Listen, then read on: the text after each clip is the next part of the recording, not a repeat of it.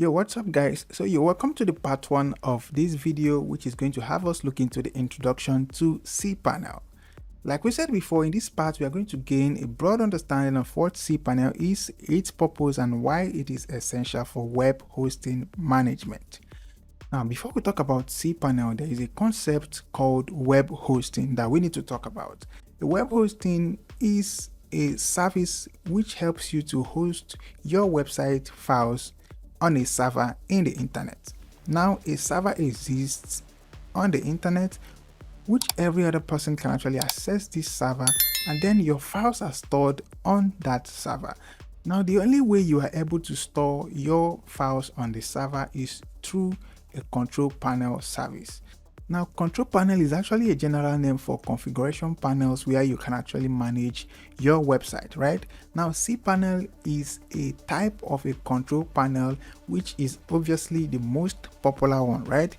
Now, we still have some other alternatives of cPanel, which is, for example, the Plesk, the Direct Admin, the Webmin, ISP config, the Vesta CP, the Cyber Panel, and so on, right? Each and every one of these has a particular aspect or area which they cover most, right? But cPanel is actually some kind of a touch of all of these, right? For example, the Vesta CP is mainly for setting up an SMTP server. Okay, now Direct Admin is also some kind of a general stuff, but it has a lesser features, so you can just go through each and every one of them to know what they are all about. But in this tutorial we are going to be talking about the cPanel. cPanel is actually the most popular out of all these alternatives that you have right here.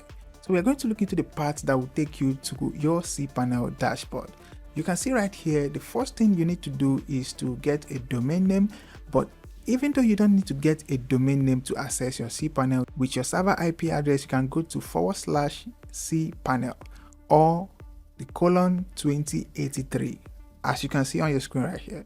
So if you have a domain name connected to your server, you obviously need to go to yourdomainname.com, .net, .org, .ai, .io, whatever it could be, /cPanel, or you can as well go to your domain name :2083 or 2083, whichever one you might call it, right? So going to this part right here will definitely take you to your cPanel dashboard, which let me just show you how the cPanel dashboard looks like. So this right here you can see on your screen is how the cPanel login page looks like. So whenever you get a hosting account, a cPanel account is going to be set up automatically from your hosting server, right? So they are going to set up your cPanel account and they are going to send to your email your cPanel login details. You are obviously required to keep that email very safe, because anybody that gets hold of the information in that email could have access to your website. What you're just going to do right here is to go ahead and log in with the information they sent to your email.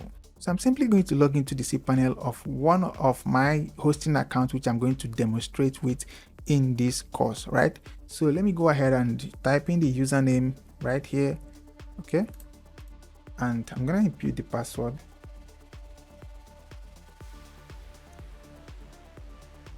So right now you can see that I've actually gone ahead to log into the cPanel of my website. Okay, so the purpose of having a cPanel is for you to be able to manage everything that goes on your website. Even though you might want to use some content management systems or some applications on your for your website, you still need to have the cPanel. Just as you can see right here, this is scripts, right?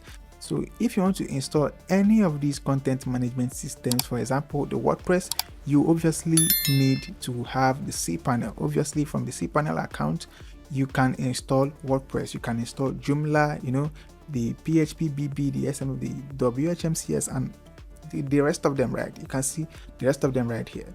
So this is actually the purpose. The purpose is for you to be able to manage everything that goes on your website. If you want to bring your website down, this is where you do it.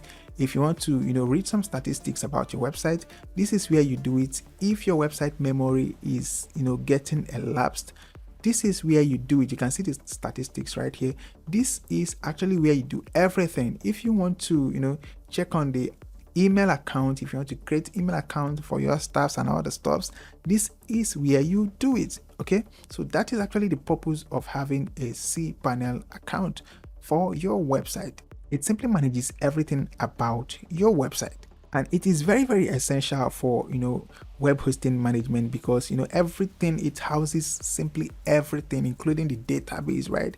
You can actually access your database and view the raw data. As you can see, it has the database section right here.